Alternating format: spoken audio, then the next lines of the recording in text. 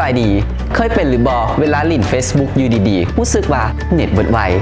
เวลาเลื่อนเบิ่งฟีดข่าวต่างๆสังเกตเห็นวิดีโอลิ่นแบบอัตโนมัตินั่นแหละเป็นสาเหตุหนึ่งที่เฮ็ดให้ Data อินเทอร์เน็ตหมดไวฉะนั้นมื้อนี้ข้าพเจ้ามีวิธีการจะมาแนะนำในการปิดออโต้เพลย์วิดีโออยู่ Facebook ไปปฏิบัติพร้อมๆกันเลยเนื่องจากว่าวิดีโอใน Facebook ที่มีการแชร์หรืออัปโหลดลงแม้นมีความละเอียดของภาพที่แตกต่างกันยิ่งภาพมีความละเอียดแจ้งและวิดีโอมีความยาวยิ่งเฮ็ดให้ Data หมดไว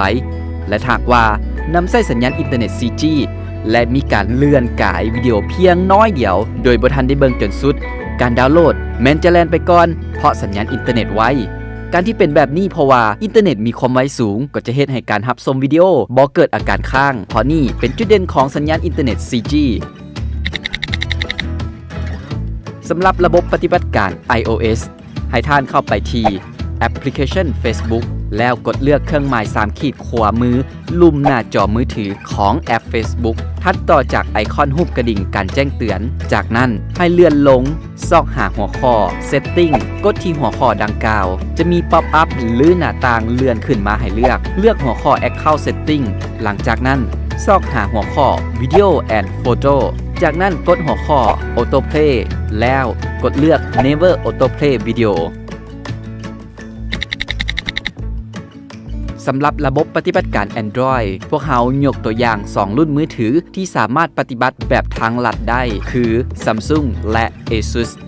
ปฏิบัติดังนี้เข้าไปที่แอปพลิเคชัน Facebook หลังจากนั้นกดมุมขวามือหรือกดกลับคืนข้างไว้